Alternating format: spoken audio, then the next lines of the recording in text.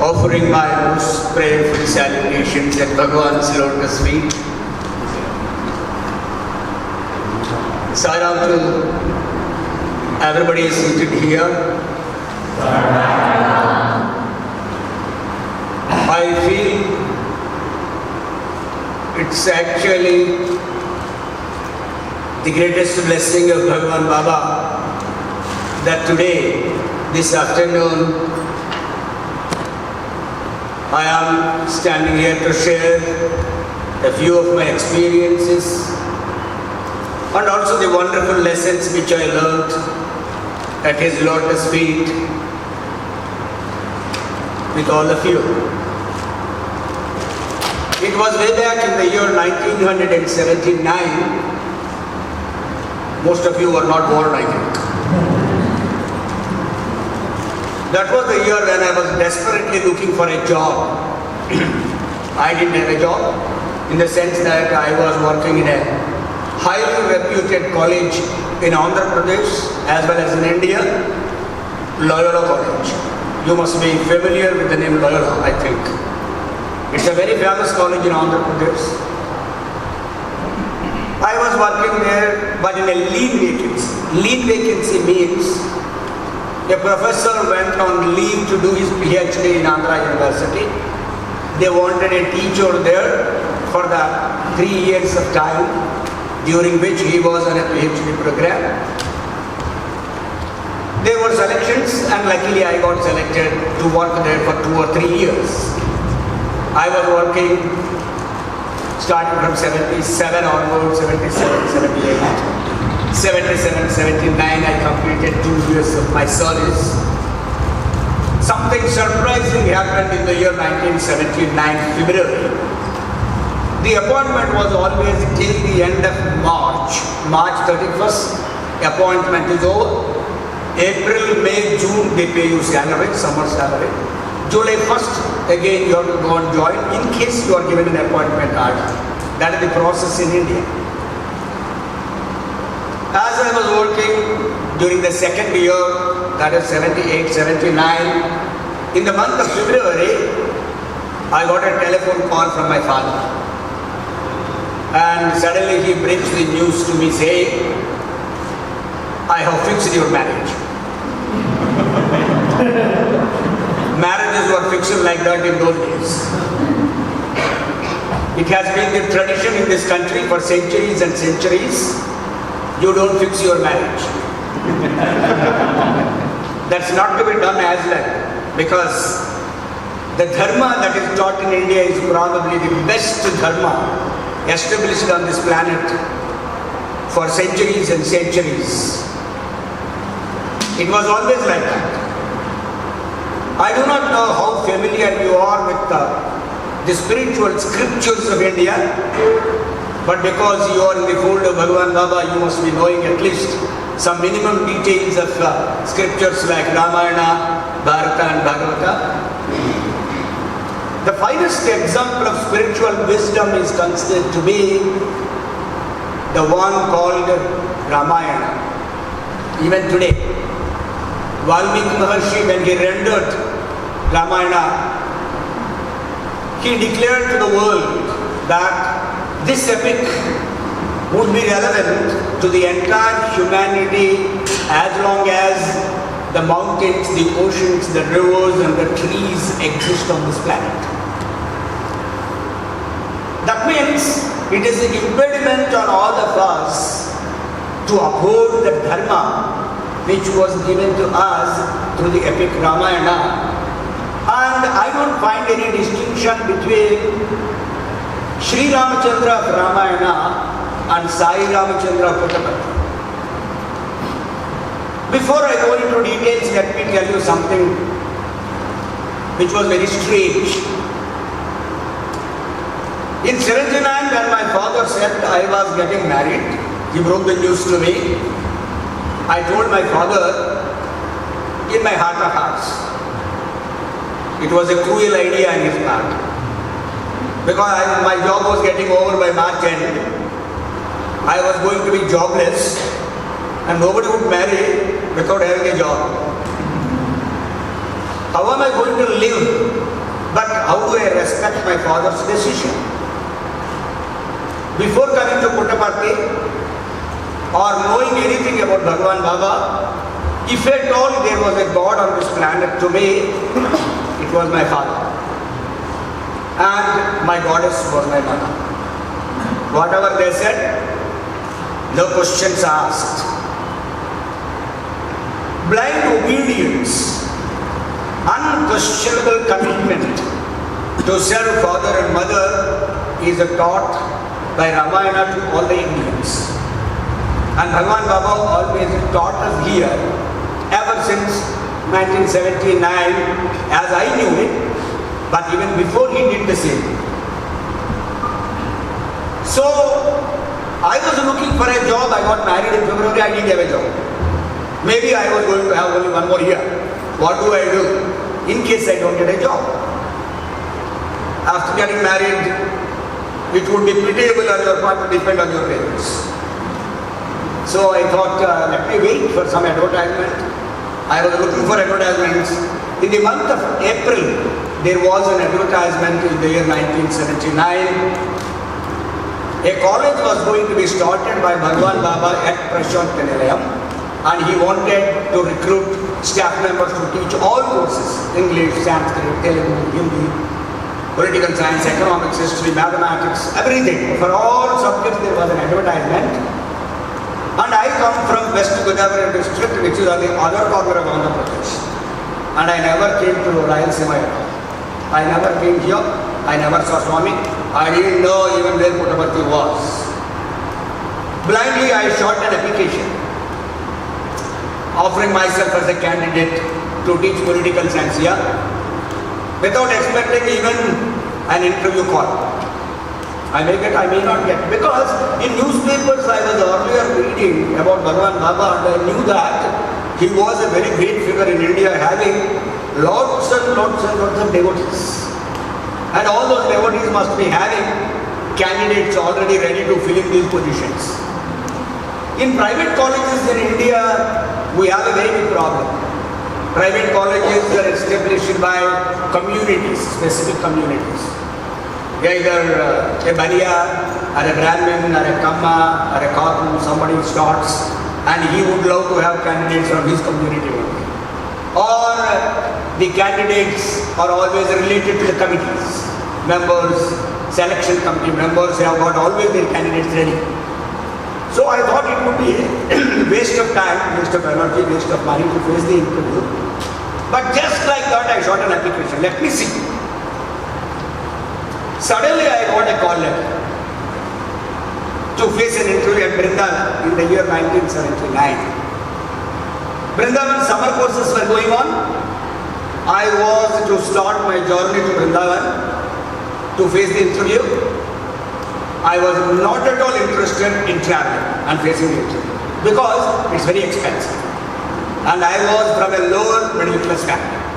My father was not in a position to pay me that much money. So I knew that I wouldn't be able to face the interview. I said, okay, I'm not going. I was waiting. Meanwhile, as I told you, I got married in February, March, April, May. I was to face the interview. My father-in-law, who knew Swami through books, he was reading books, he never saw. He was an old man. Suddenly he called me and said, you are going to face the interview. I said, how will I go? I'm not interested. He said, no, I will get the ticket booked and I will send you, go to Whitefield. I very, very reluctantly told him I would go.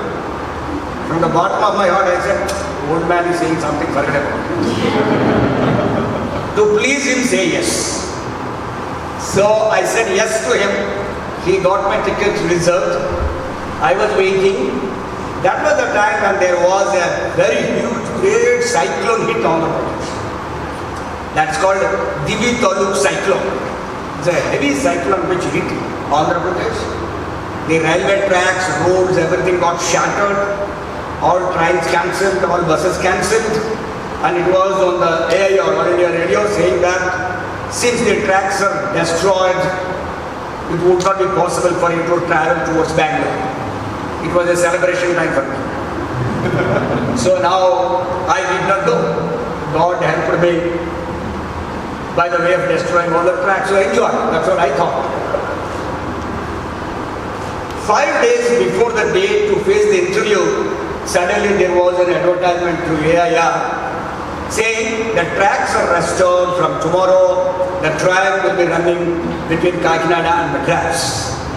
That was the time by which I was supposed to go. So my people heard that news and they said, we are going to put you on the train tomorrow. My brothers-in-law, 6 of them, bodybuilders. I looked like a pygmy before them. They said, be ready. I knew that they were going to do wrestling with me, push me into the train. But I cracked a joke and told them, don't be so cruel to me. Just in February you gave me your sister. You are putting me on a frightening train. I may come back or I may not come back. So have some mercy on your sister. They said, you shut up. They dragged me to the railway station like a sacrificial goat.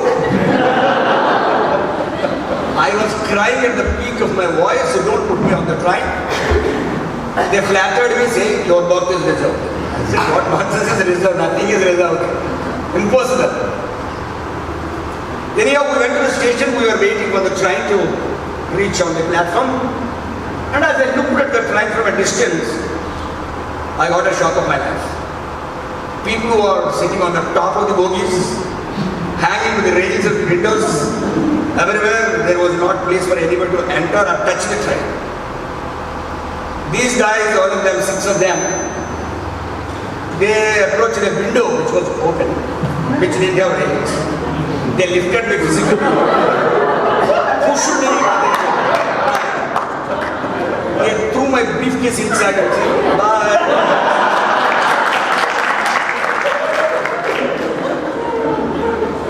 I never thought life would be so cruel to me.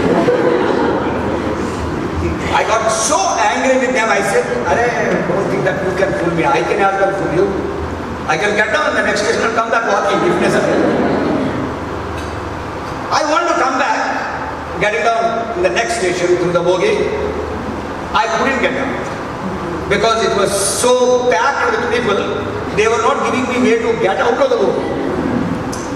I felt frustrated. I reached Guntur. It was very dark, no power, no water, nothing was available. But then, luckily, God blessed me with one seat somehow to sit. So I got a seat. I went to Madras, somebody received me, somebody took me to Whitefield. I saw the college, Whitefield College, for the first time in my life. That was the first time for me to see a degree college building, such a magnificent building, to conduct degree classes. Generally, you have sheds. The college buildings are all rotten. You don't have any facilities at all. And in each class, you will have about 100 students. It's all going to be a frustrating experience. But when I saw the college and the crowd all around here, I thought, oh, I'm sure I'm not going to get selected here, definitely. Bhagawan Baba must be very popular. Summer courses were going on. Thousands and thousands of people were there. Next day, I went to Vrindavan. I was waiting. And I was a bad guy by then. Even Sai Suretra knows. When I came in 79 here to teach, he was my first class student actually. And I used to smoke. I had big bush. And not like this, big hair. So I was called a little gunda. I was like a gunda actually. I never cared for anybody with a cigarette in hands. Gold flake king size cigarettes. With a matchstick all the time ready. I have to smoke a lot. I was there to face the interview. Lot of candidates were there. We were all put in one room. I was waiting for my turn. And you should be knowing, yes, Bhagawan Bhagawan, who was a very great scientist of India, who was secretary to the Ministry of Defence in those days, and a highly accomplished person at international levels. He was translating Bhagawan's discourses in those days, and he was the chairman of the committee, selection committee. So they were all waiting, interviewing candidates, and it was very much behind schedule. We were supposed to be interviewed before lunchtime. They couldn't do that, so they said, you will have interview after lunch. I said, it's okay, no problem, we'll wait. Meanwhile, suddenly I felt like having a fag. So I went outside. I smoked, I had a cup of coffee. I came back to the hall again. And by then, to whom I introduced myself, they all rushed towards me and said, "You lost a wonderful opportunity." Then I said, "What is that wonderful opportunity I lost?" They said, "Just now Bhagawan Baba came here, blessed all of us and went." Having no knowledge of Swami, I told myself, nothing is lost. For a fellow who knows Bhagawan Baba, darshan is very precious. For a fellow who doesn't know anything, what is the loss? So I told myself, nothing is lost. I was waiting. Suddenly, several people were running all around, everywhere with scarves. That was another strange experience to me. What are these guys with scarves all around, running around, saying, "Swami said that, Swami said this. Swami wanted you to do this, Swami wanted you to do that." I said, "Who is this Swami? Where is he? Whom did he say?" He was sitting somewhere in Tribal 11, I think. He was passing orders and people were simply blindly following, running around, doing everything meticulously, perfectly. I thought, who is this Swami? How many people? What's happening all around here? I was not able to grasp it. Meanwhile, somebody came and said, "Swami arranged lunch for all the candidates who came for interview here." I was surprised because generally when you go for interview to any college or any place in India, they don't even offer you a glass of water. You are to yourself whether you have a glass of water or not. They don't even care for you. And when you call for the interview, generally they don't interview you on the subject. In India, selection processes are called by professors like us because I have written some articles on how interviews are conducted. We say these are not selection processes. Generally, we call them as a rejection processes actually. So when they call you for an interview, they call you inside and they'll say, "Gangadhara Sastry, how are you? I'm fine, be seated. Can you tell me on which date, at what time, at which minute Constitution of India came into force?" Even that fellow must not be knowing the answer. Because he just wants to reject you, so he would ask you such questions. Or he would ask, "Can you tell me between which two stations the first train ran in India?" Yeah, nobody will be able to answer those. And when the particular candidate to be selected enters the room, they will ask, "How are you? Did you have your coffee? Thank you, you can go." Selection is over. That's why interviews are not actually very much welcome in this country nowadays. Nowadays they are saying that we should do away with interviews. So I was there. We all went for lunch. We were called. I was surprised they were giving us lunch in Vrindavan College.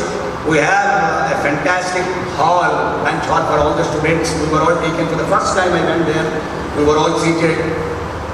Boys were all standing there, lot of students in whites. Several people were there, teachers were there. They spread mats on the floor and then they spread all the leaves, everything. They served all the food. And as soon as food was served, I was about to jump at the plate. Meanwhile, somebody said, "Hey, don't eat. I said, "Hey, you sir, why don't you want to eat? Why food is served?" Suddenly they started, "Brahmarpanam, Brahmavihi." They started. I thought something is going on here. The thing is, actually, I am from a Brahmin family from West Godavari district. We are exposed to all these things as children. I knew that. But the Western education has been trying to destroy all this culture, Indian culture, which is considered to be the most important culture probably that emerged on the planet. If you are a history student, you know that there are hardly 4 or 5 civilizations in the world which are talked about to be the greatest in the world. Maybe you can say Indus Valley civilization, the Chinese civilization, the Mesopotamian civilization, the Egyptian civilization, maybe that's all, not more than that. What is this civilization and what is this culture actually about which we talk? In this connotation, it is very important for us how Bhagawan Baba emerged, incarnated on this planet to put us back on that track from which we were getting out. We are leaving the track, we are going off the track. And Bhagavan Baba took a decision to incarnate, start, again make a good road for people to walk and sanctify their lives. In this context, Swami was always quoting from Vedas and Upanishads and was telling us a very interesting fact, due to which I always called him a God who is a total democrat. He is a total democrat, socialist God. Because of my subject, political science, I use the two words, democracy and socialism. How he is a democrat? He is a democrat because, all of you my devotees, he openly declared, I don't want you specifically to worship me alone. You need not worship. He did not say that you should worship him alone. He said, you worship any God of your choice, but worship. It's very important to be spiritual. That's what his message to the world is, be a human being. Be a human being. Because Swami many times said, we are all in the present day world living below human level. If you look at what's happening in the world today, especially in India, the colleges, the universities, various other offices, wherever people are working, what they are doing, how they are behaving, how they conduct themselves, you go mad actually. What is it all around happening? It is terrible. I don't want to speak about it. It is simply terrible. You can't call them human beings at all. So Swami wanted to establish a wonderful culture. Why should Swami do it actually, first of all? Why? Because there are a lot of people in this world who would love to be spiritual, they are interested, they would love to lead a disciplined, good life, sanctify their lives in the service of the world at large. There are lots and lots of people. But they did not have somebody to direct them on the right road.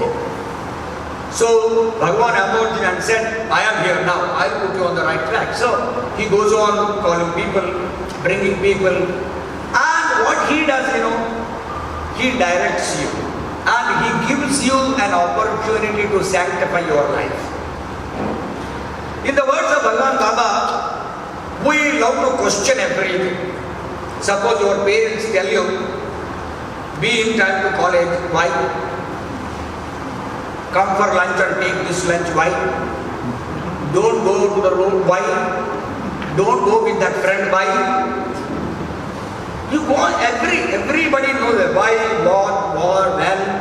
These are all the, Swami always told us, these are all the questions that youngsters are putting to elders in modern times, questioning, why should I do it?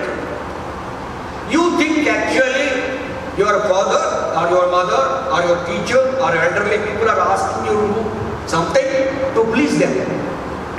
This is the impression we have. If you behave like that, you are pleasing your father. If you behave like that, you are pleasing your mother. No. There is a fundamental mistake in our understanding. They ask you to do something because if you do that, it's not that they gain anything. It is for your own benefit they ask you to do certain things. If you behave like that, it does good to you. Bhagavan Baba said the same thing. You call yourself devotees and do lot of things. Somebody went to Swami and said, Swami, we are doing your seva in the finest manner possible. All the time we are struggling. And then Swami said, Bangaru, I don't want your seva. He got a shock. He said, Swami, what is this? I don't want your seva. Yes, Bangaru, I don't want your seva. Please don't do it. Then I said, Swami, why you are so blunt? And immediately Swami said, better you realize that when you do seva in my name, I am doing Sathya seva, you say. I have a question, Bangaru, when you do seva, do you mean to say that I am getting benefited by that seva or are you getting the benefit? By doing seva, you are not serving Swami, you are serving yourself actually. When you do a good deed, You get the benefit. Swami 100 times told, I am giving free education to my students. All these students, I put them on the right track and send them. Tomorrow they get wonderful jobs and serve themselves. By leading rightful life, they will be serving themselves and their life is sanctified. After all, ultimately what is the purpose of life? This question is very, very important for all of us. One day Swami was talking to us in the interview. And he looked at all of us and tried to give us some spiritual wisdom. Always it was spiritual wisdom only whenever he spoke. That's why he said, whichever word I speak, even if I speak a word, better you understand that it is Brahmajnana being given to you. He doesn't speak. Swami doesn't speak much. He always speaks in a quite different manner. In Ramayana, Valmiki Maharshi, while describing Sri Ramachandra, how he spoke, he wrote in a sentence, he said, Mrudu Bhashi, Meta Bhashi, Priya Bhashi, Puro Bhashi, Hita Bhashi. Ramachandra was a Mrudu Bhashi, Hita Bhashi, Priya Bhashi, Puro Bhashi. These are all the words used by Valmiki Maharshi. Valmiki Maharshi was nothing but the spiritual consciousness existing in a human form. They were like that. Ancient sages and saints in India, a Vasishta, a Vishwamitra, a Gautama, or Valmiki, Vyasa, anybody you talk, all of them, supreme consciousness walking on the planet. And wherever they went, it was bliss and bliss and bliss. Their power was so great. Once there was an empire where there was no rain at all. There was a great drought. And somebody told, you go, there is a great sage by name so and so.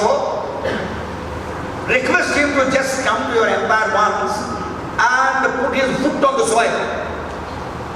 Your problem will be solved immediately.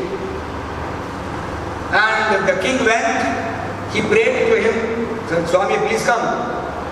He said, okay, I'm coming. So Swami went there, and it is written actually in the scripture, he put his foot on the border of the empire. It was not even totally put. He was placing his foot. Immediately there were thunders everywhere, lightning in the sky. There was a tremendous rainfall. The whole place immediately began to prosper like anything, just by putting his foot. That is the power of sage. Today, if you look at Anantapur district, one day when our former late Prime Minister P.V. Narasimha visited Puttaparthi, he was sitting by the side of Swami in the Purnachandra auditorium. Sai must be remembering. And Swami gave a discourse on that day talking to Prime Minister, said, Narasimha, it is high time that you give water to Anantapur district because for the past 600 years there was no water in Anantapur district. There was nobody to give water. So many emperors ruled, so many kings ruled, the British ruled. Never anybody bothered to give a drop of water to Anantapur district people. And the United Nations Organization's special studies team, they conducted a research study on the planet. And they came to the conclusion that Anantapur district is the only place on the globe which was fast going to emerge as a desert. It was going to be a desert very soon. This is a report submitted by United, it's available even today. And he told P.V. Narasimha, give water to them. You know what's happening in these villages in Anantapur district? People are walking for miles and miles and miles to get a glass of water, especially girls. In India, it has been the tradition that women generally fetch water. So the girls go to fetch water, they never go to schools. They don't have time to go to school because all the time they were getting water only. So he told P.V. Narasimha and said, Narasimha, please do this. You are a Prime Minister of the country today and luckily you are from Andhra Pradesh. And you also know Anantapur district because he was a product of government college. So do this. And in the discourse, Bhagawan says, if you want any financial assistance, tell me. I don't mind giving you 1 crore, 2 crores, 5 crores, 50, 100 crores. I will give you everything. If necessary, I will sell away Prasanthi Nilayam, stand on the road and give you that money for this process. This is a declaration made by Swami. Ramachandra was in the forests. And you see any Swami, Shankaracharya, Ramana Maharshi, Ramakrishna Paramahamsa, Sathya Sai Baba, Shirdi Sai Baba, did you ever see them leading an ostentatious life? No. Swami was not even wearing a watch on his hand. Ever, never. He was barefoot giving darshan. Many people asked him one day, the sand is boiling, Swami, on the outside. And if you go now and give darshan, your feet will get burnt. You can wear chappals and give darshan. Who is there going to question why Sathya Sai Baba should wear chappals? Nobody is going to question you, so why don't you go barefoot and wear chappals and give darshan? And he was having temperature on that day. His body, he was having temperature of 103, 104 on that day. Many people went and Swami, don't give darshan. Swami just gave a smile and kept quiet. And then another person went after some time, Swami, don't go. 3 o'clock, 4 o'clock in the afternoon. He didn't answer. After some time, another person went. Who used to plead with him, Swami, don't do this, don't do this. Maybe you will get hurt or something will happen to you. He waited. The beauty of the whole conversation would emerge to be something like a human being thinking from a human point of view and a God thinking from a different point of view altogether, which is very, very tough for us to understand. We have to change the process of thinking itself completely. Until and unless we change the process of thinking, we cannot come on the spiritual path at all. And finally, when one person went and asked, Swami, again I request you, don't go and give darshan. It's very hot outside, 3 o'clock. And you are running temperature right now. The sand there is very hot. And then when the fourth person also said something like that, Swami thought probably he should give some Brahmajnana to this people. So he smiled and said, who said that I am going to give darshan? He asked a question. Who said I am going to give darshan? So everybody was jubilant. So you are not going. Very good. Don't go now, so that we need not worry about your temperature, the heat of the sand and things like that. But immediately Swami said, who said I am going to give darshan, Bangaru? I am going there to have darshan of my devotees. He said, Swami, what is this? Twist immediately. And then Swami said, it is not to give darshan I go there to take darshan of my devotees because they are all sitting there for hours and hours and hours waiting for me, and you don't want me to go and emerge myself there? Is it right when devotees are waiting like that? And also one Swami declared in one discourse that just as devotees would love to have darshan of God, God would always be searching to find a good devotee everywhere. So he is always on a search, finding out where are my devotees, where are my devotees. To be called a devotee, you must be really strong in your devotion towards him. That's why Swami many times declared, when you say you are my devotee, you have to ask yourself a question. Am I following the discipline given to us by Swami? If we are not following the discipline, we can never call ourselves devotees of Bhagawan Baba. We need to follow the discipline. That discipline should be your very breadth of your life. That is the most important thing. Swami taught us that here, including dressing. When this dress is prescribed by Swami. He loves students wearing white pant and white shirt always. And when people go to the veranda without shaving, he would immediately ask, why Bangaru, why you do not have a shave? Say, Swami, oh, you don't have money? Do you want to give 10 rupees to have a shave? In the presence of everybody, he would ask you. And if you don't have a haircut, he would ask you. Even the Anantapur girls, how they have to behave. In the year 79, as I got selected and came for the first time, joined here serving, me and my wife were taking a walk after bhajan 8 o'clock in the night. We were going by the side of South Prasanthi, close to Mandir side road, we both were going.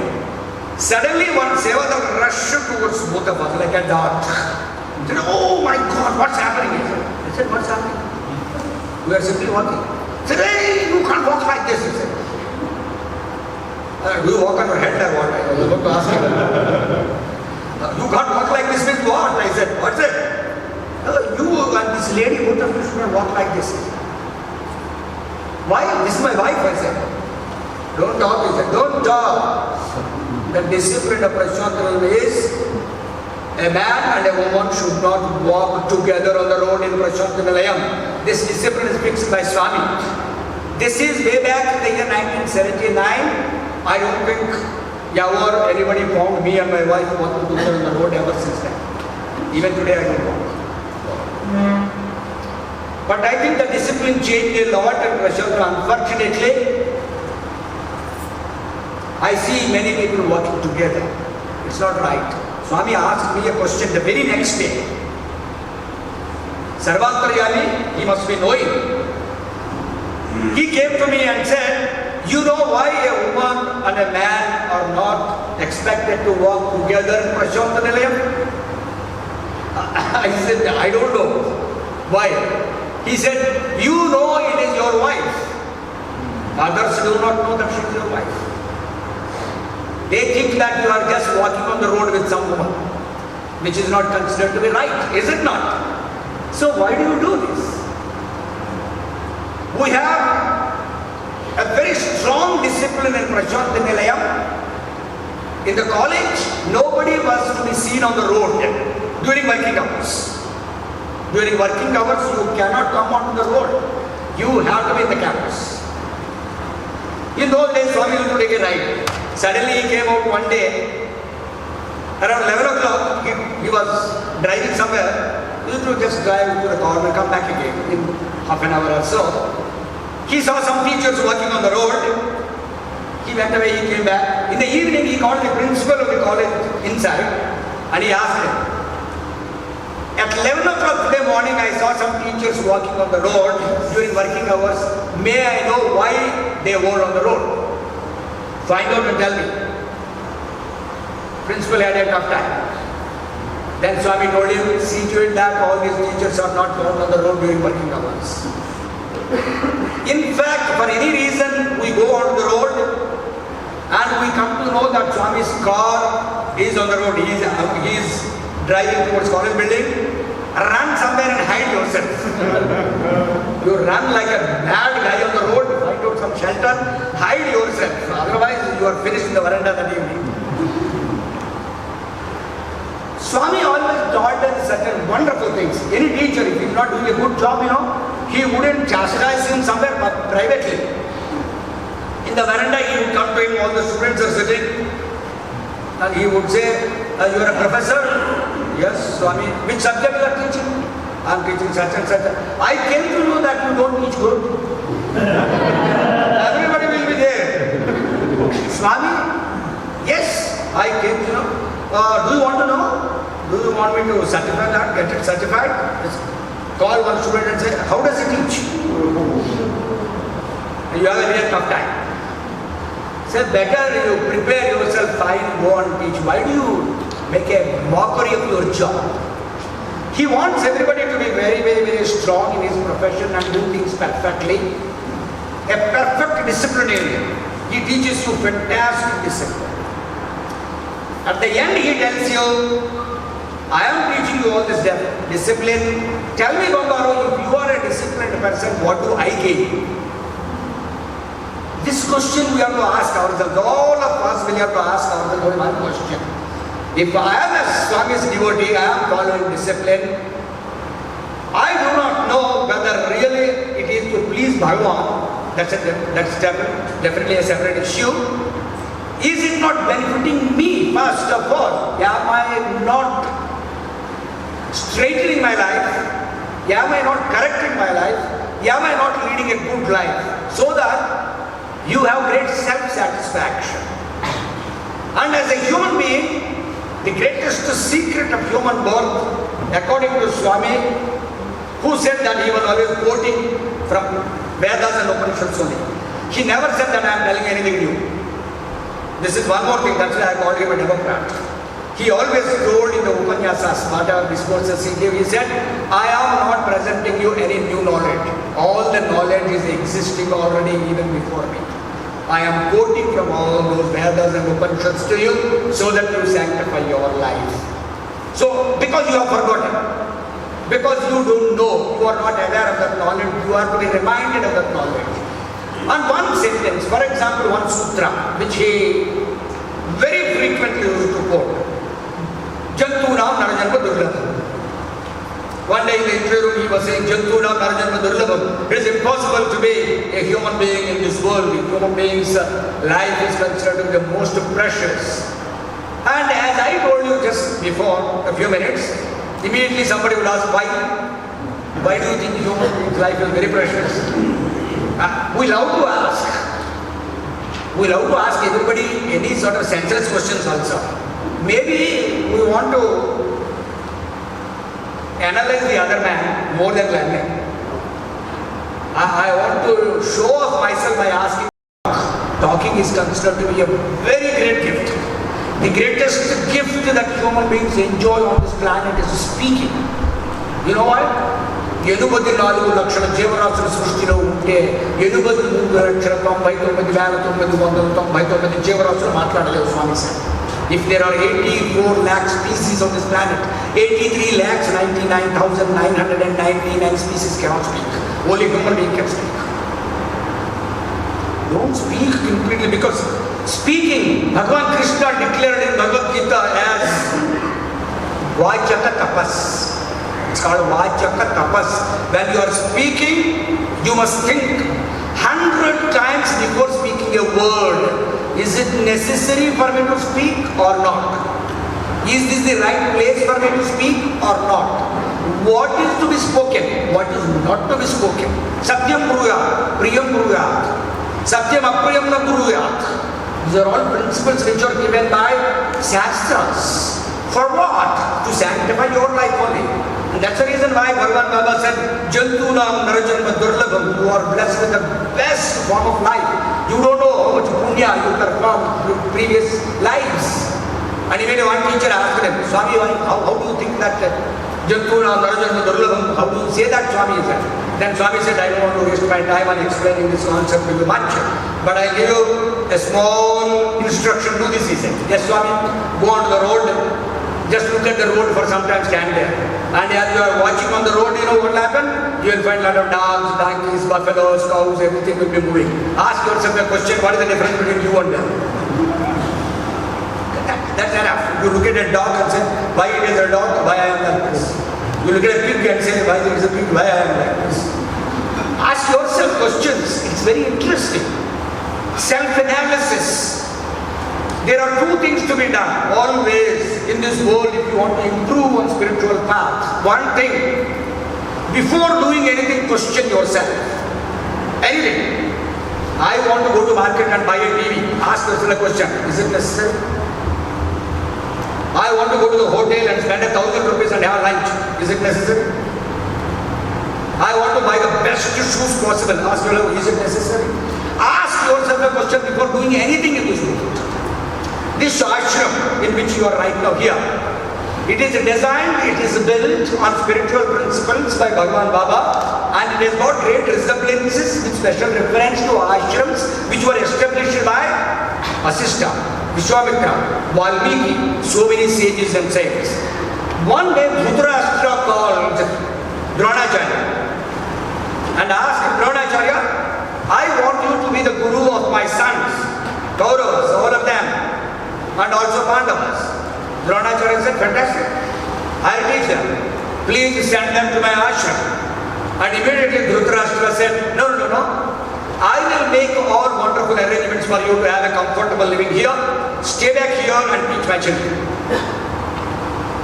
Read Mahabharata. We read trash. I have no doubt about it. We read trash, all kinds of novels, all kinds of useless books we read which do not teach us what is dharma, what is right way of living, which is harming us. It influences your thinking to such an extent that every character in the novel will have a dominating impact on you. Read something which makes you good in the world. Dronacharya immediately said, oh, you want to make all arrangements for me to have a comfortable stay and teach your children? Yes, that's what I want. I am the emperor. Dronacharya, a teacher, he says, find out some other guru. Thank you, SYAA. What? Find out some other guru? Hey, don't talk nonsense, I am going. Why? Learning is not a simple process. It's not going to be done in a palace like this. You send them to the forest where I stay, in my hermitage. All these fellows will have to get up at 4 o'clock in the morning. Go to the river, take bath there. Wear simple clothes. Eat the food which I give them. Go to the forest, collect firewood, bring it.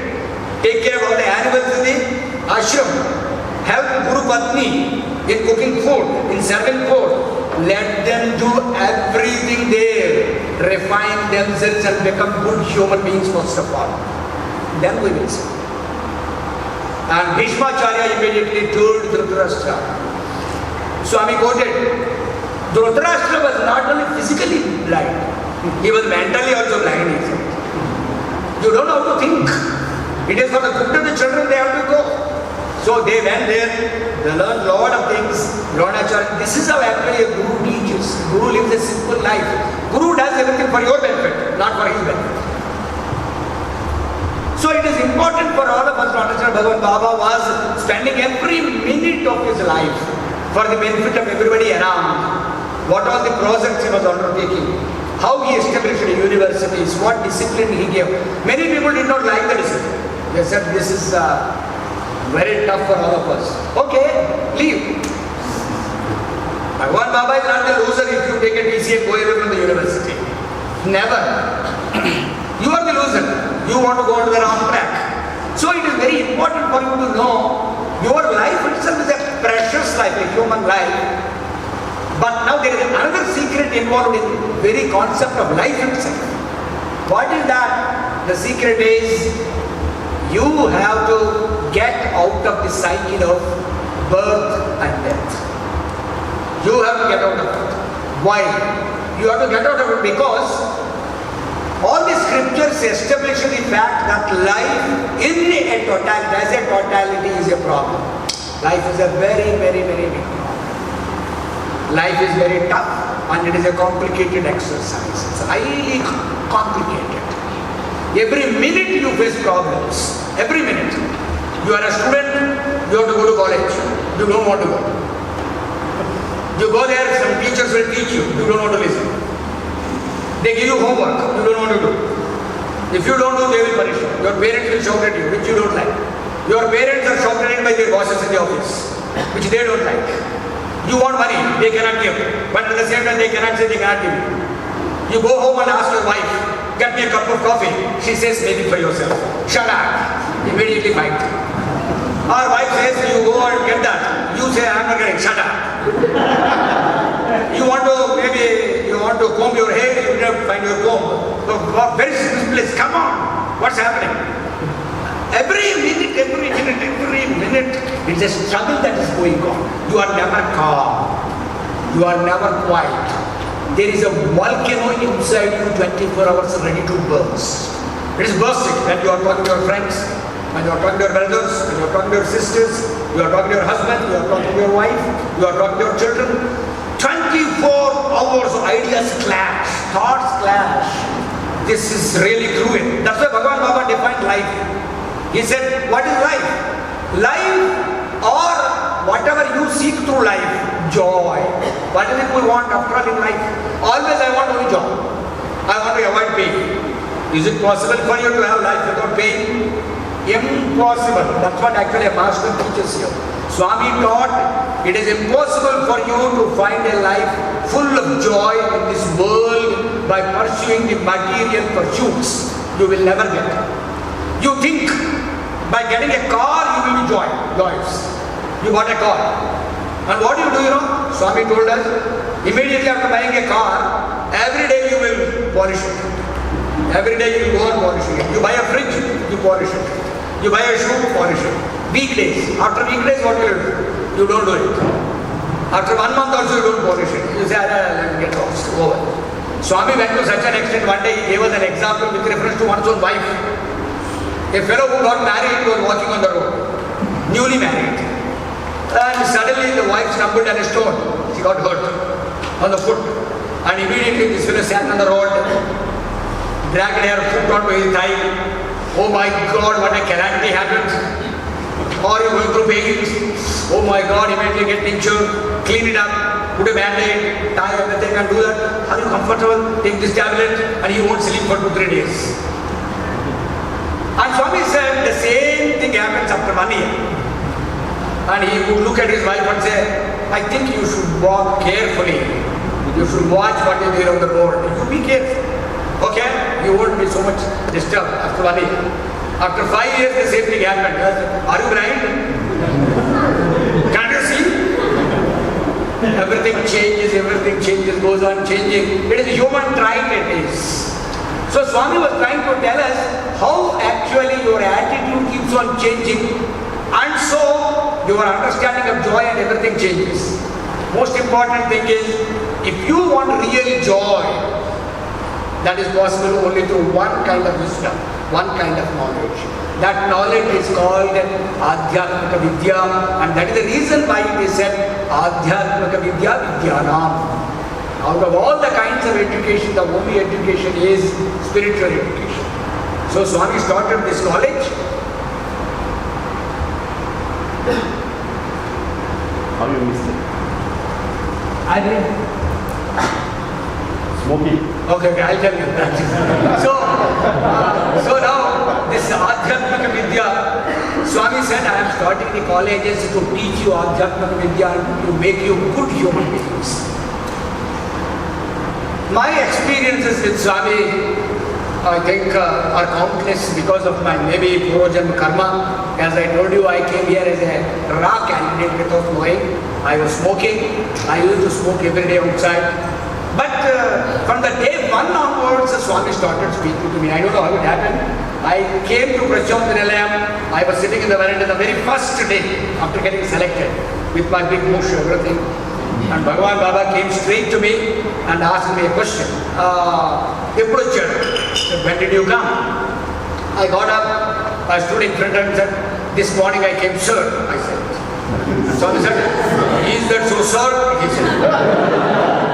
I said, yes, sir. I said. Everybody was listening. I was talking so loud as I am talking to you right now because I didn't know that I should be soft in speaking. So then Swami said, I came to know that you came with your wife. I don't know who told him. Then I said, yes, I came with my wife, sir. Then he said, where are you put up now? Where is your luggage? Then I said, see sir, this side, I showed him on the East Prasanthi side. Compound on the other side of the wall, there are some quarters called Janikaramaya quarters. There is one person by somebody.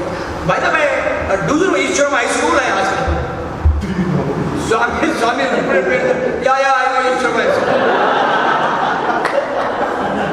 Then I said, as a good teacher, I think there is too much of good teacher's quality in me. It is not enough if you know Ishwaram High School. Do you know the headmaster of Ishwaram High School? I asked him. He said, yeah, I know Ishwaram headmaster also. Until he appointed him. Then I said, that Gangadhara Sastry, who was the headmaster of Ishwaram High School at that time, he is from Tanuku. He is a good friend of my father-in-law. My father-in-law told me to keep my luggage in his house. His house is there on the other side of the compound wall. There, that side, I said.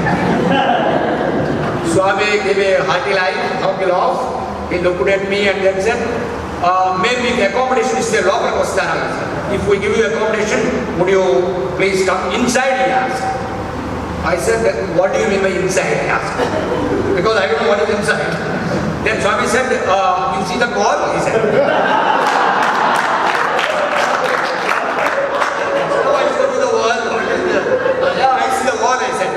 On the other side of the wall it is Puttaparthi, inside it is Prasanthi Nilayam. I said, okay, good. Then I asked him, he said, we will give you accommodation inside ashram, will you come? I said, I'm looking for accommodation. I can't stay with the Ishwaram as my headmaster. I'll be grateful to you, please, I said. Then immediately he called Kutumbaragar. There is a Dashavatam gate in those days.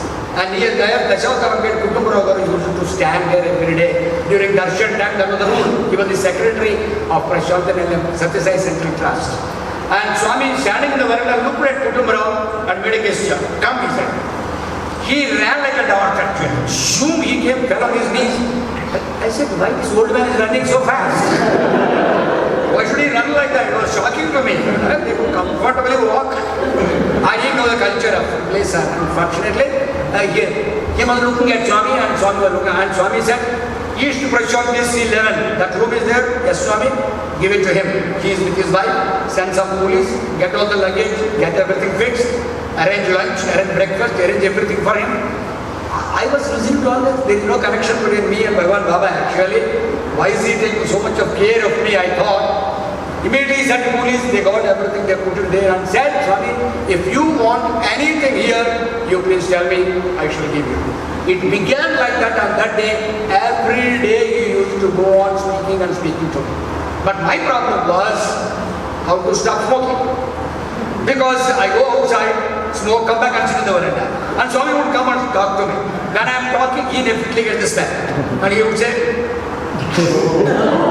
no, I know he was getting the smell of the cigarette. So it was going on like that. And he desperately wished that I stop smoking. But I was not able to do that. So in between I had to jump out. One day Swami sent discreetly, without anybody's knowledge, Karunyananda Swami to college. He said, you go to college, there is a fellow by name Gangadhara Sastry. He is smoking. Tell him that he should stop smoking. Don't tell him that I said. That is the style of working of Bhagawan always. So Karunyananda Swami came to college. A message was sent to my classroom. I was teaching. Sir, some Swami came. He is waiting there in the staff room. He wants to talk to you. I came down. I realized Karunyananda Swami. I knew him. In my place, he is the ashram is there. So I looked at him and said, Swamiji, you called me? He said, oh, you are the Pankulu. Come here, he said. Are you the teacher? Come here, he said. I came to know that you smoke cigars, bidis, tuttas and all that. What is all this nonsense? Swami is smallest teacher. How can you do that and all that? He started bashing me up. I looked at him and said, you are wrong, he said. What wrong? He said. Not bidi, not tutta, not that, not only cigarette, I said. And then he said, whatever it is, how can you do that, he said. And then I looked at him. I don't have much familiarity with him, so I told him, see, sir, I don't think you should come here and question me like this, first of all, for certain reasons like, you don't finance my smoking, is it not? I don't ask you money to buy cigarettes. And you are not my boss, you are my principal, you are not anything here. And I left my class and came down to talk to you. With all reverence, thinking that you are going to talk something different. It is none of your business. I smoke, I buy cigarettes. Those are my cigarettes. I can do whatever I want. Please go and mind your job. Get lost, I said, and I went away. And I believe Karunyananda Swami went to Swami and he told Swami, this fellow is not a teacher, he looks to be a gunda. But then I believe Swami told him something else. Swami said, Karunyananda, you should know that what type of people with whom I deal here. These are all the fellows like.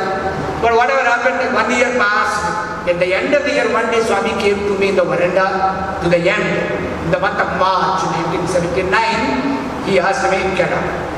I got up, I stood in front of him, and then he whispered into my ears certain things which were very strange to me. He said, see Bangaru, anybody in your family who smokes is likely to perish very soon. because that tobacco thing that doesn't suit your bloodstream. Your father used to smoke seriously. He was a chain smoker. He was inflicted with TB. He was in hospital. He was about to die. I protected him. And in your family, anybody who takes to it will certainly die. And it is better for you to stop smoking in your own interest. You should stop it, he said.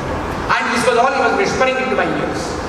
I was looking at him helplessly. I was trying, I was not able to stop. So he took a few steps forward, came back, patted on me like my back like this. You will stop. You will stop it now. Now you will not smoke, he said, and he went away. Next minute onwards, I never got a thought to smoke. Not even doubt. All thought disappeared. It was surprising, amazing thing that happened in my life. I stopped smoking, but I did not know my father was a smoker, so I called up my father immediately and asked him, were you a smoker when you were young? And then my father told me he used to smoke, he was infected with TB, things like that. And Swami used to play with you, but he was teaching you so many things. When my wife was in the family way, one day Swami came and asked, do you know which marks she is going through? I said, Swami, I don't know. I was so much lost in my teaching and other activities, I never bothered about my personal life at all. And he tells me, she is going through 7th month now and you have to send her for delivery to your house. And he used to take care of so many things of staff members also. Their families, their wife, their health, the children, their care, everything was taken care of by Swami. On the other side, World Council affairs, devotees, bhajans, SYAA activities. You cannot imagine how actually he was working on so many fronts at the same time. That's why he is described as Sahasraksha Sahasrapath, Sahasra Sirsha. So his hands cannot be counted, his hands cannot be counted, his energies cannot be understood. He will be at the same time in millions of places. So he said that, and your mother doesn't come, your father doesn't come, your mother-in-law doesn't come, your father-in-law doesn't come. I don't have a hospital here, big hospital, to get the delivery done here, so we have to send her. I said, I think so, Swami, we have to send. And what he did, He said, I will take care, you don't worry. He called Kudumbarao and said, find out who is going from Ashram to Tanu to all the rest of the Dagara district, because I want Gangadhara Sastri's wife to be taken and dropped at her house.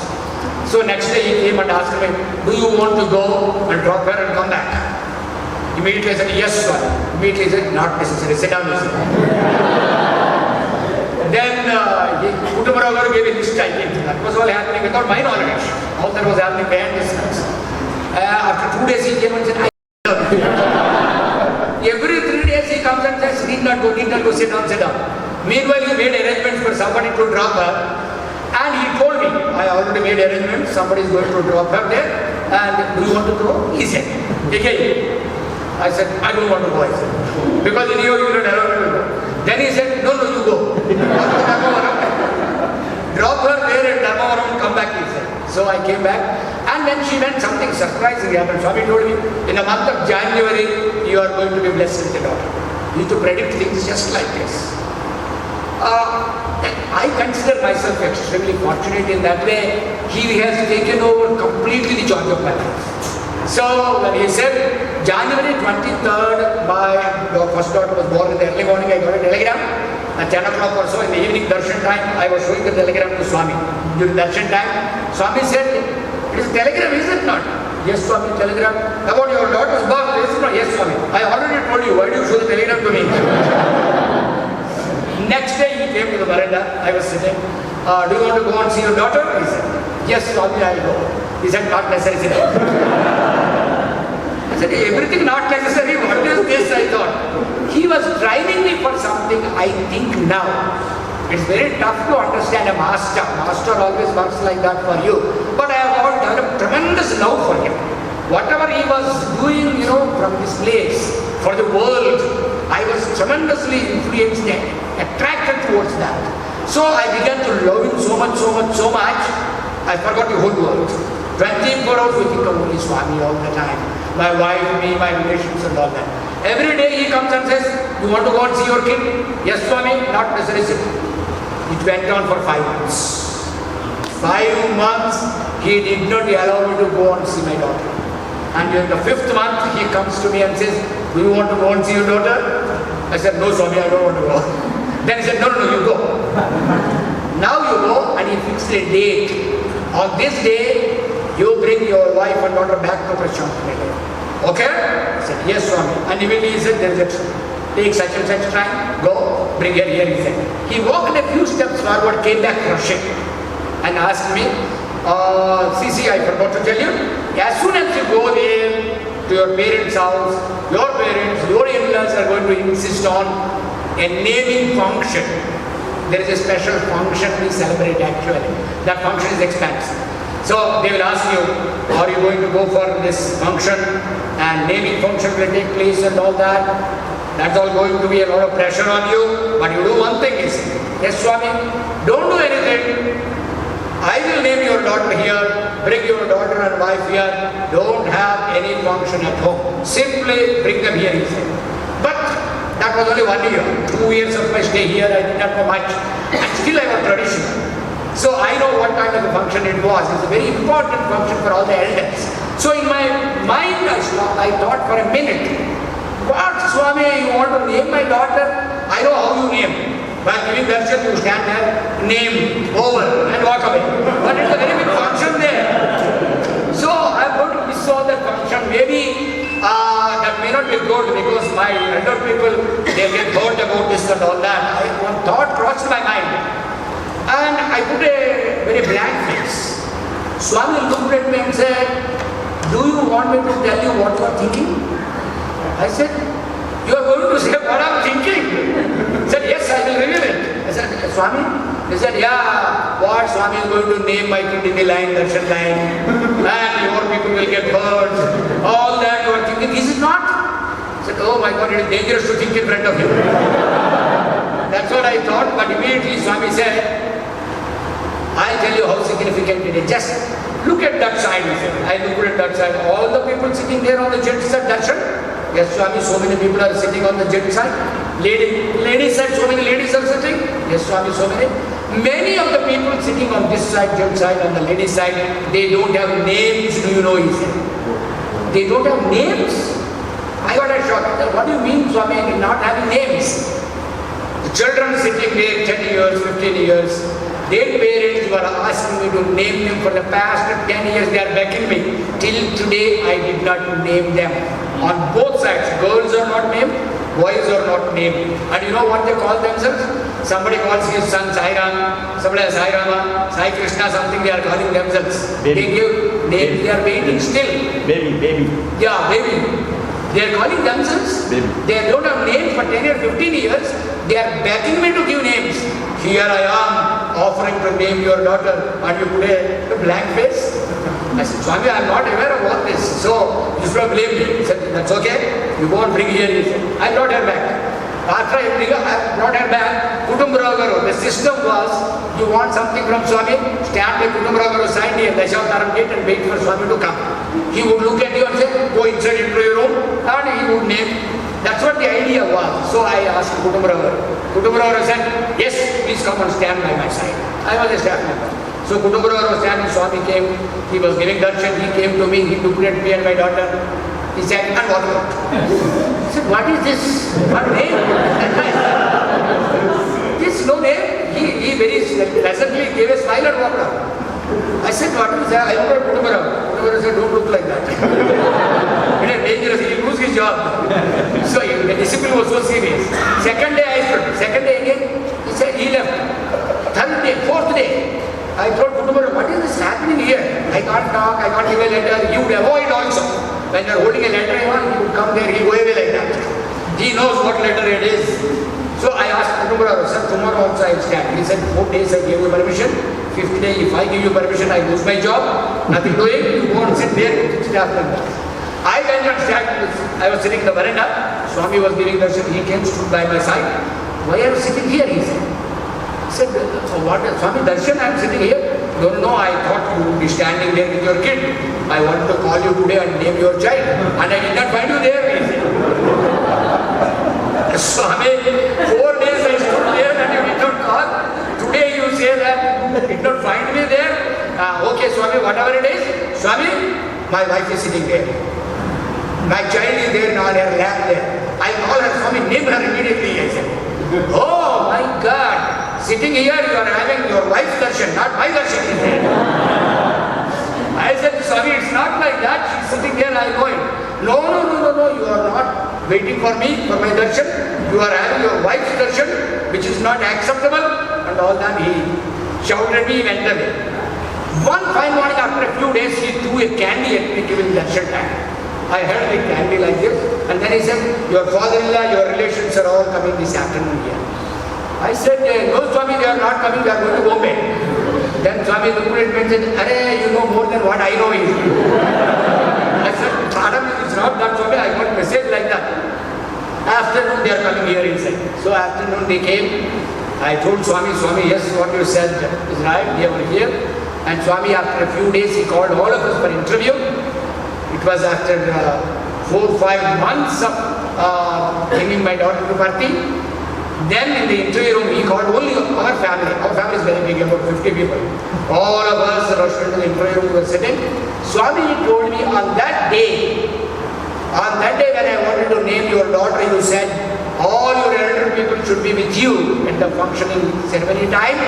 So I had to wait, bring all these people here, and today is the time for me to name your child.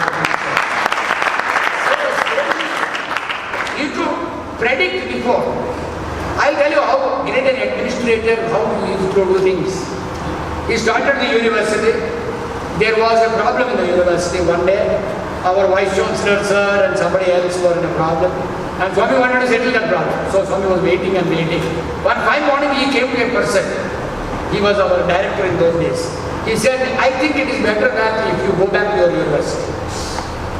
That man took it very seriously. You called me, I came all the way, I am working here, now you ask me to go back because I have some problem here and all that. And then Swami would say, no, Gangadhara, better you go back there, you are going to be the vice chancellor of the university. Everybody was surprised in the one day. Is he just saying for him to go back, or is he really going to become vice chancellor? Swami told him, you just go back, you will become vice chancellor.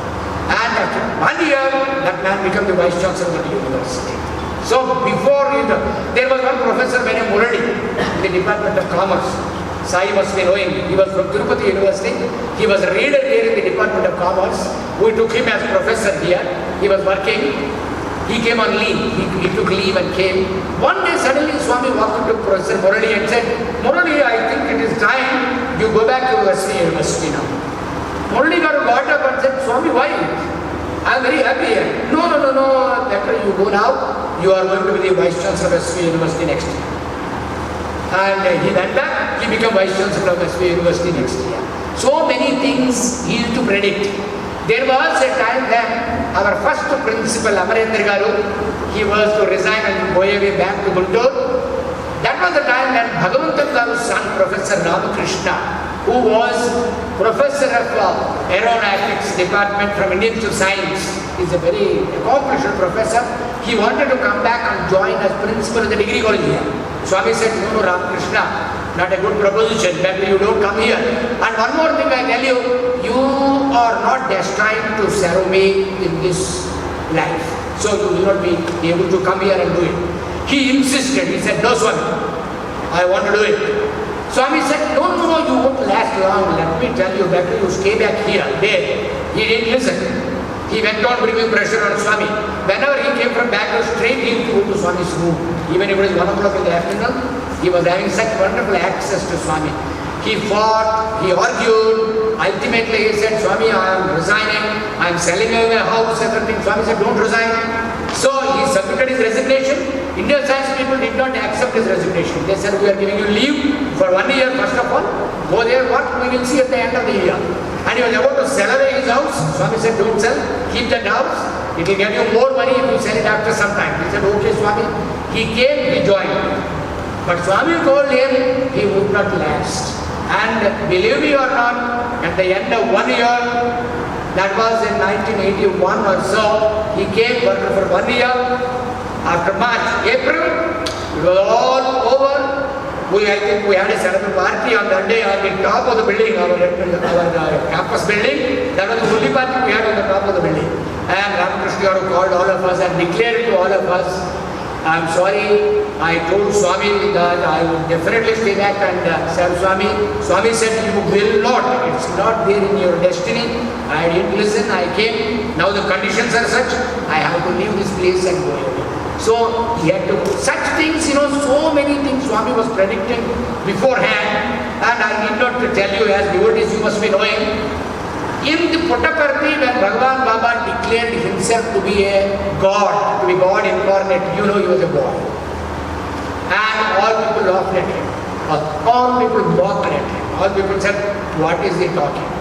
But then Swami said, a day will come when people from various continents are going to come here and seek spiritual wisdom in my presence. It will be flooded with people. And it was 50th birthday time, I heard there was no place for Swami to do darshan. He gave darshan by helicopter actually during 50th birthday time.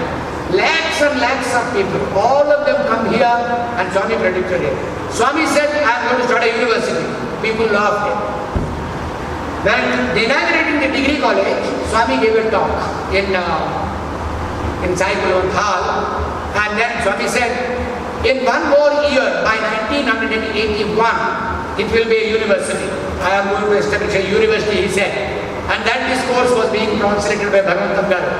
Bhagawan Gangadhara looked at Swami and said, Swami, it will not be university. Swami said, why it will not be university? And then Bhagawan Gangadhara said, Swami, there is one university in Anantapur. Hardly 2 hours journey from here. There is one university in Tirupati, close by. There is one more university at Bangalore. So many universities are all around here. In a such close place, it is not possible for us to establish a university, so it is not going to be a university. And Swami said, doesn't matter anyhow, I said that it's going to be a university, translated he said. And Bhagavan Gangadhara simply translated it with no faith in Swami's words. Lord translated, everything got over. In 1 year, in 1981, Swami was inaugurating Sathya Institute of Higher Learning. That discourse of that day while inaugurating was also translated by Bhagavan. And Swami said, this Bhagavan said, it will not be university. Last time when I was inaugurating the college, Bhagavan looked at Swami. Swami said, translate. And this Bhagavan said, it will not be university. And Swami said, tell them that this is university now. And Bhagavan said, this is not an ordinary university. This is a university with permission by the government of India to start a campus anywhere in the country, in any state. So we have a campus now in Karnataka, you know that. Vrindavan campus there, Uttarakhand campus there. We have here, actually we can have campus in any state of our choice. So it is specially passed act in the Parliament of India to have a university. So Swami always predicted things like this, a super speciality hospital which will give free medical attention, he said. He was giving water. The magnanimity of Swami is, Swami never said, you worship me, you express your gratitude to me openly, he never declared to the world, you do all those things for me. I am not interested. Always Swami said one thing, which is very, very, very important for all of us to understand. I think our spiritual progress begins with this point. The biggest problem with human beings is each one's ego. Ego is the biggest problem. You think, I am great, I am handsome, I am qualified, I am rich, I am beautiful, I am so and so. This is the biggest problem. You are not. To tell you the truth, you are nothing. Why you are nothing? This is the spiritual wisdom Swami always gave us. Swami said, Yadrusyam Tannasya. Whatever you are seeing in this world is definitely going to perish one day or another. Whatever is being seen by the naked eye, whatever you are seeing is definitely going to perish. It will not exist. You see a tree, it will die. You see a building, one day it will collapse. So many forts collapsed. So many kings came and gone. Kare Rajulu Rajyamun Kalugare Garvonnatin Jandare Vareri Bhumipaiman Pere Millions of kings came. All the kings perished. What are their names?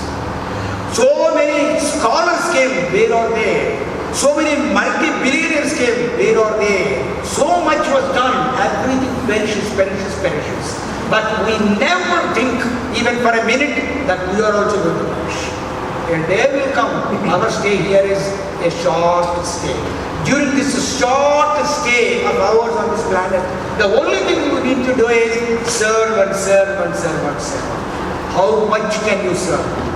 How much goodwill you can earn in the world? It's not money that you need to earn. It is goodwill that you should earn. Why?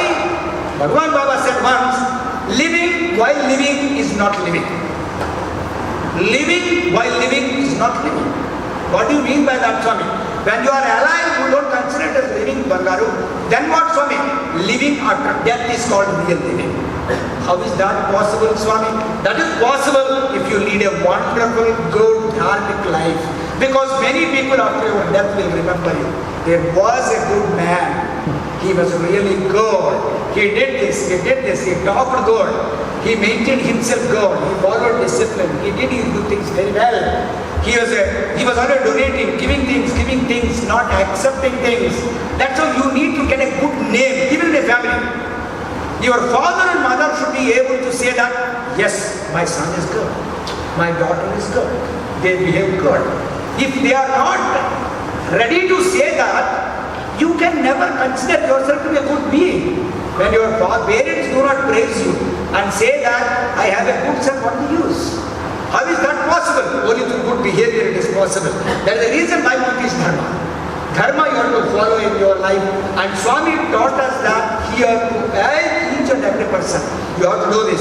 And when he said you worship Matru Devo Bhava, Pitru Devo Bhava, Acharya Devo Bhava, Acharya Devo, these are today's. It is there, the tradition is there. Mother.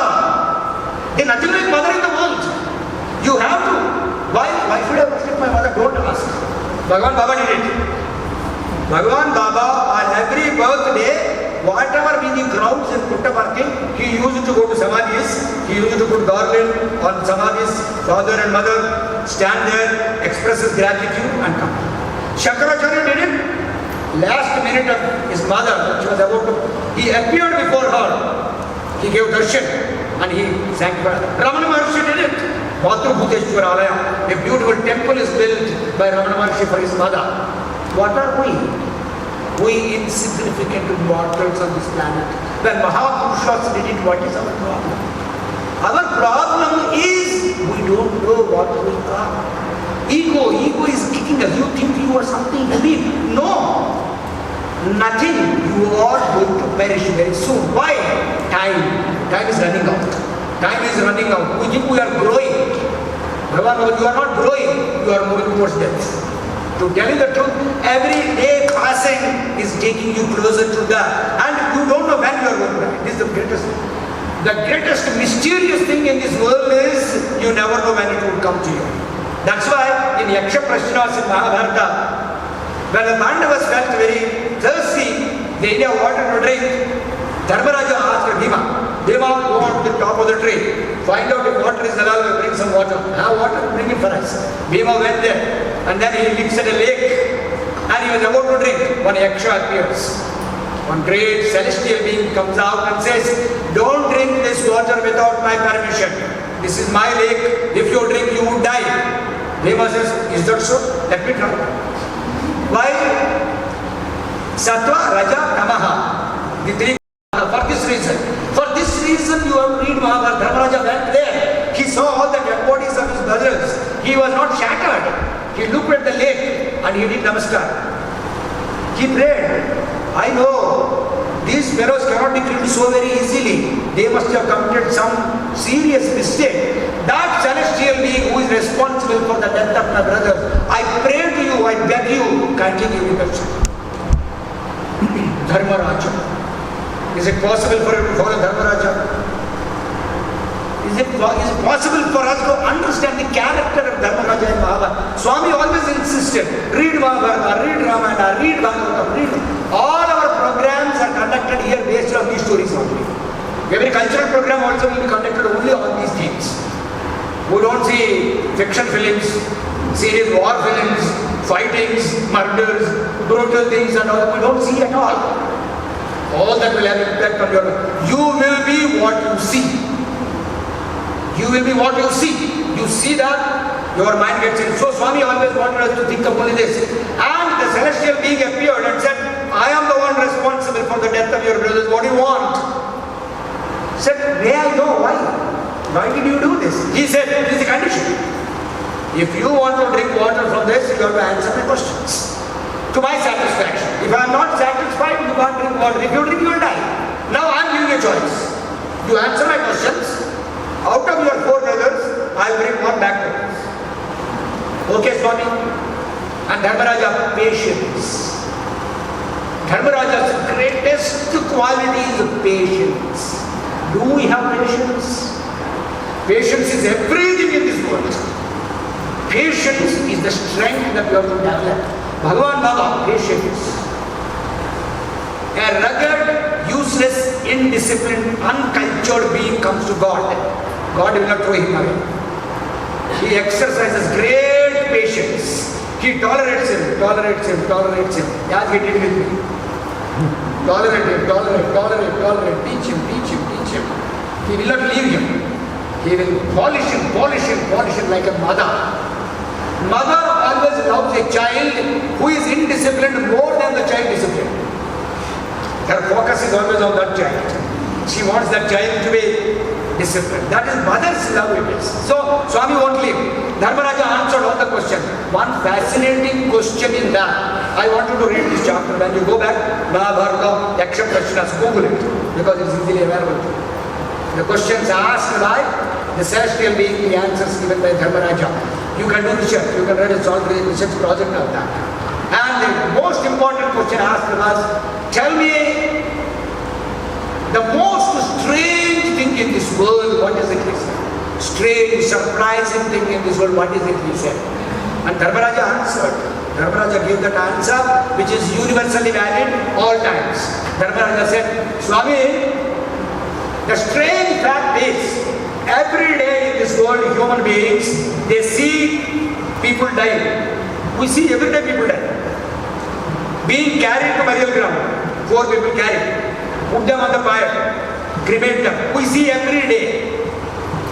No one believes that he would also be carried like that one day. He would be put on the fire and he would be cremated like that. Even the fellows who carry the body will not understand that. This is the greatest Maya in this world. I think I am not going to die. Permanently I will be here. Who fellow that fellow died because he did not know over here. That's what we think. Everybody will have to be killed. And how do they die? Strange things happen in this world. My brother-in-law came from Canada the other day. And he was telling me, he was coming from Canada. He was on the flight. He got a message. One person from India, 34 years boy, he went there with his wife and 4-month-old kid. Just about 6 months back, he went there, he joined the job and he was doing a job there. The 34-year-old boy, when he was going to office, got heart-attack on the road and he collapsed and died on the spot.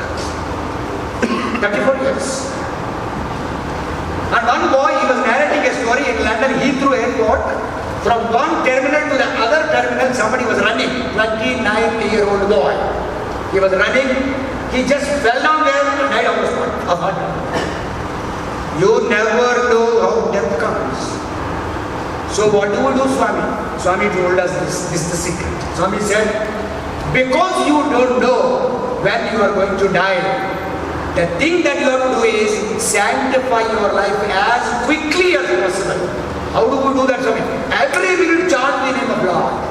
Every minute do bhajans. Every minute go on getting into charity. Give something to eat. Give something to others. Go on giving. Why? Swami said, this hand of yours must be greatly fortunate to really give something to God, somebody. You must be very good. You cannot give it. Even if you want to just take out a pen like this and I want to give it to somebody, your mind will not allow you to give this pen to somebody. It will say, hey, keep it in the pocket, come on. Keep it back. The animal quality in you will not allow. Charity, when you don't do, you are going to marry because you are not giving anything. Why should you give? Swami said, you put something in your previous bank account to put karyas in your previous life, today you are enjoying. All that is being drawn. When you give a check with no balance in the bank, you will not get money. What about your premium next month if you are going to take a month? There is nothing in your bank account. So, Swami, how do all these things happen? Don't ask me questions. He said, go and see on the road, near the bus stand. If you go to the bus stand right now, you see so many beggars sitting on the pavement. So many beggars. You go to cities and towns, millions of beggars are there. In foreign countries, somebody standing on the road with a board. Something, please. Why they are like that? Why you are like this? Ask yourself. You are very, very, very fortunate that you are blessed. You have your health, your limbs, everything in condition, and you are able to have wonderful food, wonderful sleep, everything. So you have to compare yourself with those people and be charitable, do good to them. That's why Swami said, in super speciality hospital, if you go there and see, in the dome, there is Vinayaka statue. Underneath, there is a wonderful saying from the Vedas again. Everything is brought from Vedas and given to us by Swami. Paropakarartham yadam shriram. This body is given to you to be destroyed in the service of the society all the time. Be ready to serve the society. Go on serving. Why? Serving human beings is serving God. Serving animals is serving God. Serving anybody else is serving God. Because everything is full of God and divinity. It is very important. And Swami, finally, tell me when the time is up, okay? 5 minutes. 5 minutes. Last, because let me tell you something significant, then I'll close. After Swami completed the water project, it's a great project hailed by United Nations again. In the Security Council of the United Nations, they passed a resolution and said, till today in the human history, NGO, non-government organization, no NGO organization ever undertook a project like this and completed it within a record time and giving water to so many millions of people in this world. That is done by Bhagawan, Sri Sathya Sai Baba alone. Government wanted to do it. Andhra Pradesh government, they came to Swami and said, Swami, give all that money to us, we will do this project. And Swami said, I don't trust you. Because we know in India, any project, we start 4 years, we say, 50 years it is never complete. Nothing is done. And Swami, everything should be done within 1 year minimum. The super speciality hospital was constructed in 7 months. Water project was done in 1 year, which would have taken 50 years for government of India. Swami got, how we got it done, if you read, that's a miracle. People went and said, Swami, in 1 year we got complete. And then Swami said, why not? We will have 4 batches of people working all the time, 24 hours. No holiday. No holiday at all. So, morning 1 batch, afternoon 1 batch, evening 1 batch, midnight 1 batch. 24 hours people were working in 1 year. What is it? How many people, so many villages, so many towns receiving water, all of them came to express their gratitude to Bhagawan Baba. Gratitude is one word most precious in the language. Better you inscribe this word in your minds. Keep it in your mind, reserve. Gratitude. If you just understand this word, that is enough, your life is happy. Because you feel grateful to your father, you feel grateful to your mother, your sisters, your friends, your wife, your children, your teachers. Gratitude. Gratitude will make you a divine being in this world. I'll tell you how important it is. So, hundreds of people came to Prasanthi Nilayam to express their gratitude to Swami. They were sitting on the gent side to my right. I used to sit there every day for darshan. All of them were sitting. Swami finished darshan on the lady side, came, stood there in front of him. All of them. And then they got up and Swami asked them, Bangaru, why are you all here? Endukochar Bangaru, why are you here? Then they got up on their knees and said, Swami, we are here to express our gratitude to you for giving us drinking water, which is not given for 600 years to people in this state. Today, water straight comes to our doorstep. And we are enjoying water. Without water, life is miserable. So, our lives are sanctified. You are giving us water. So, we came to express our gratitude. And Swami said, Yanta Tappu Bangaru. What a blunder it is to come and express gratitude to me. He said, why Swami? Why? Then Swami said, Bangaru, I felt thirsty. I wanted to quench my thirst. I got a project made. I am drinking water, I am quenching my thirst.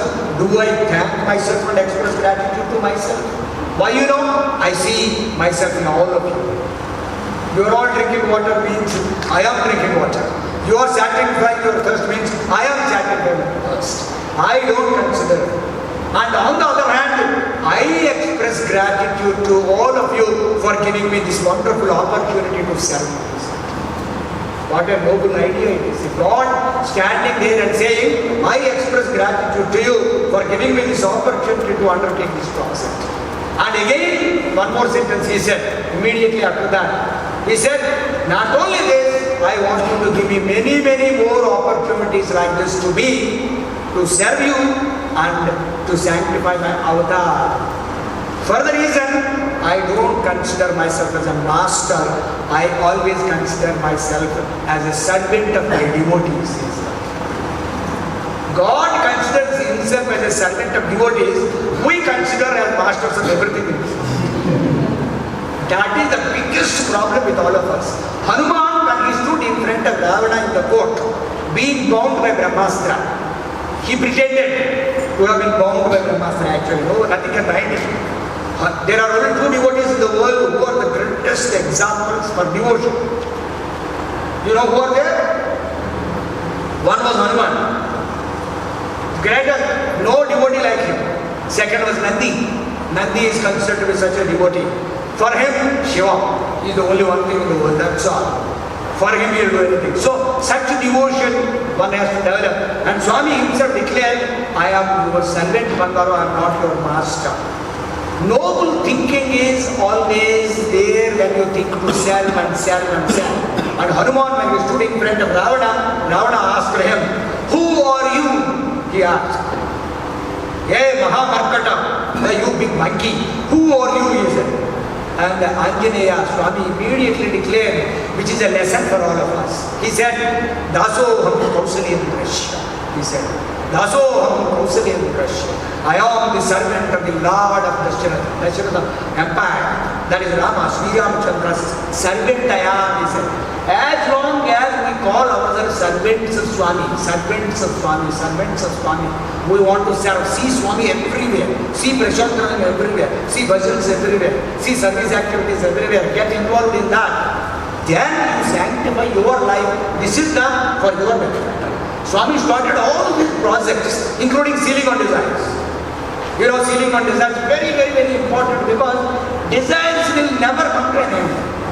As long as you go on satisfying desires, desires get multiplied. Shankaracharya said, you know what is satisfying a desire?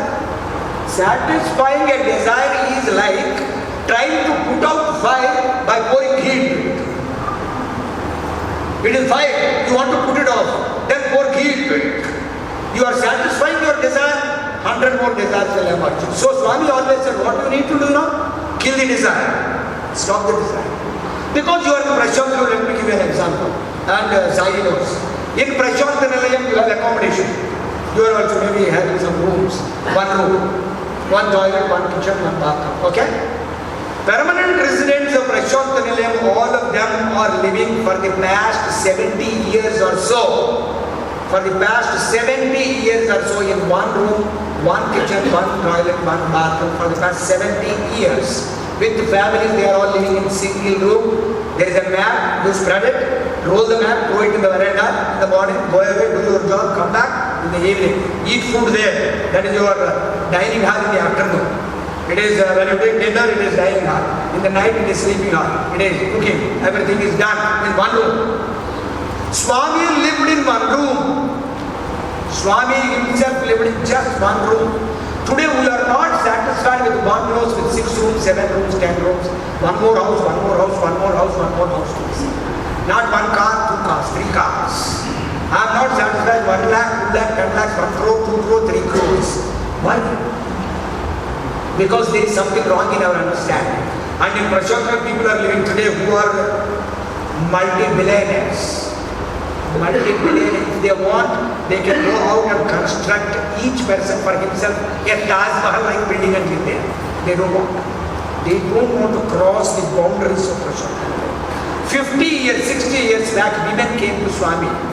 They told Swami, Swami, please protect us. We want to be with you, live with you. Swami said, okay, stay back with me. I'll take care of you. They are all in the shed there. You go there and see the shed there are women. Old women of 70 years, they came here 50, 60 years back. Swami said, stay with me, I'll take care. Breakfast is sent, lunch is sent to them, tea is sent to them, dinner is sent to them, and then doctors go there, test their blood pressure, sugar levels, everything, medical attention is given to them. All care is completely taken by Bhagawan Baba. On the top of it, during winter time, Swami used to call them to Mandir, darshan time. Sai, you must be going. Winter time, Swami used to call all of them, ask them to sit in a block, and Swami would ask all of us, bring blankets, and we take blankets. Swami gives each woman a blanket and says, hey, it is getting winter now. It's going to be cold. Come on, cover yourself in this new blanket. Swami, last year you gave one, you put one more blanket on yourself. Come on. He remembers that the people are there. He calls them, gives them. And why I am quoting this is, for the past 60 years, these women, they did not cross the compound wall of Prasanthi Nilayam and go out onto the road. It is possible. It is possible for you to live like that. We don't want to live like that is a different question. It is possible. If you want, you can lead a simple, wonderful, beautiful life. It is possible. In spirituality, it is possible. Sannyasis always live much, much, much better, blissful life than multi-millionaires in the world. This is a fact. This is what Swami wanted. So, we need to learn. It's quite possible for us to lead a simple, beautiful, excellent life, a spiritual life, a blissful life, serving the society, than leading a complex, complicated life, being served by the society. The choice is yours.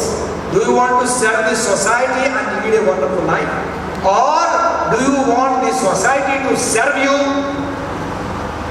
and lose the sanctity of life?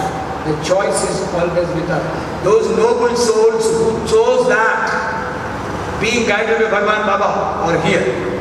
So many. We have so many students produced by the university here today. They never went back home to see their parents also. They are all here today in serving. Sathya Institute of Higher Medical Sciences, Institute, in the Central School, in Ishwaramai School, in our primary school, in Mudanehalli, in Vrindavan Hostel, in all these institutes, our students, they are all staying here. They are serving Swami without getting married. Each fellow, 4 or 5 fellows sharing one single room. From morning till evening serving Swami in one capacity or another, accepting whatever remuneration is given to them, just out of one thing, to keep Swami happy and sanctify their lives. They are all here today. So many people are here. The choice is always yours. So you have to make a choice. God has already made all the facilities necessary for us to sanctify our life. What do we choose? The question is always with us, what do you choose? So the choice is always with me also. You would have gone away. I remember in 1979, along with me, I think 100 people joined. Maybe 100 people joined in 1979 with me. No one is here. All of them left this place and went out. And now some of them are coming back. Occasionally, and they come here and tell me, you are lucky you stayed back. We are unlucky we left the place and went away. What is the use? After losing the opportunity, repenting is not going to help you. It is now for you to make a decision what kind of life you would love to live and receive the grace of Bhagawan Baba.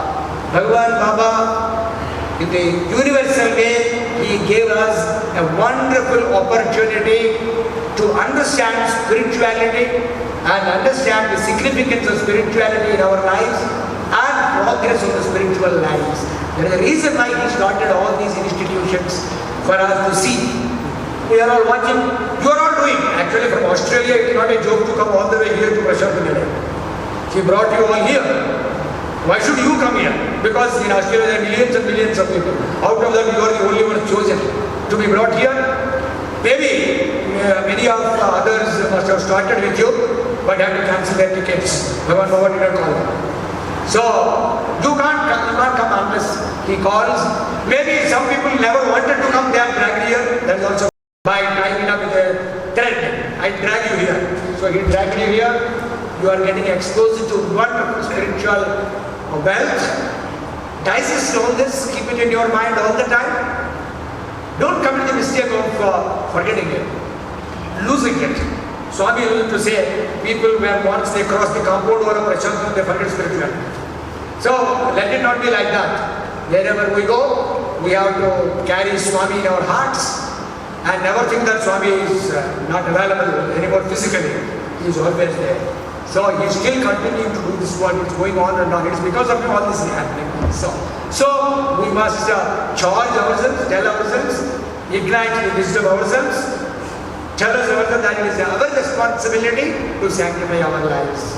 I really thank you very, very much for this wonderful opportunity. I thank Sai for bringing me to you to stand before you and share some of my thoughts on Swami with all of you. I express my deep sense of gratitude to Bhagawan Bhagawan for blessing me with this unique opportunity. Thank you very, very much. Jai SYAA. He came out around 10 o'clock. We were sitting in the veranda. When he came rushing out, he was screaming, I want a car, immediately bring the car. So the driver brought the car, Swami got into the car and went out. We were surprised why Swami was rushing out at 10:30 after Bhajan's got over here retired. And we were sitting in the veranda still waiting for Swami to come back. Half an hour, 1 hour, he was not returning, but we got a message that Swami was heading towards Bangalore. I said, why Swami was going away to Bangalore? Because Swami going to Bangalore is a very big operation. It's not so easy. It starts at 4 o'clock, one day before, 2 days before, packing his car, packing his luggage, all that in the nights, informing all the devotees that he was going. And in the early morning at 3:30 or 4 o'clock, he comes out, takes harm, he gets into car and goes. Why suddenly he was going to Bangalore? We were worried. We didn't know. We waited. Afternoon, Swami came back from Bangalore and we were still sitting in the veranda and Swami emerged out of his car and he looked at all of us and said, I went to Bangalore. He used to explain himself to us like a mother talks to children. So he was telling us, I went to Bangalore. He said, yes Swami, we came to know that you headed towards Bangalore all of a sudden. And Swami told us, you know why I went? I said, how do you know? We don't know. So we maintained silence, we looked at him, we don't know. You know why I went? One Central Trust member, he got heart attack and he was admitted to hospital this morning. I immediately rushed because it was my responsibility to take what to do everything. Till now I was sitting with him and he was going to be operated and all this I did. You know why I did all this? He said, Swami, we don't know. Immediately he said, in that context, I forgot to quote this. Swami told us, I went there, got him admitted to hospital, gave all instructions, everything, because I wanted to express my gratitude to the Central Trust member.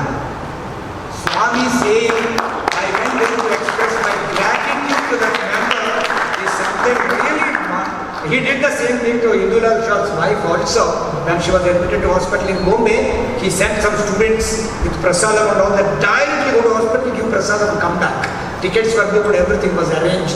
And Swami used to give a lot of importance to this word gratitude. And he said, I express my gratitude to my parents. I express my gratitude to all the teachers who taught me in the school. I express my gratitude to all the people who are serving me. God himself said that Krishna did it. Sandipani Maharshi, he expresses gratitude. In the same way, Sri Ramachandra, when the Jatayu bird fell down, chopped off its wings, it was shouting Ram, Ram, Ram. Swami went up to the bird, dragged its beak onto his thigh, asked Lakshmana to get some sacred water, put it into its beak, and then it breathed its last. And Swami performed its last rites. In fact, put the bird on the pyre and cremated it himself, Sri Ramachandra. He did not cremate his own father's body. Dasharatha was not cremated by Swami because Dasharatha, when he died, Sri Ramachandra was not there, he was in forest. A father did not get that great opportunity and blessing which a bird received because of devotion. That is the power of devotion. So, if you enjoy the devotion, devotion will take you to any levels. You pursue material benefits, it will drag you down to the worst possible hell. So, material welfare is not welfare. The greatest wealth is devotion, gratitude, goodness, to develop humility, humble, service. These are all the qualities which we need to develop to be good human beings. In that context, I mentioned actually gratitude. Thank you.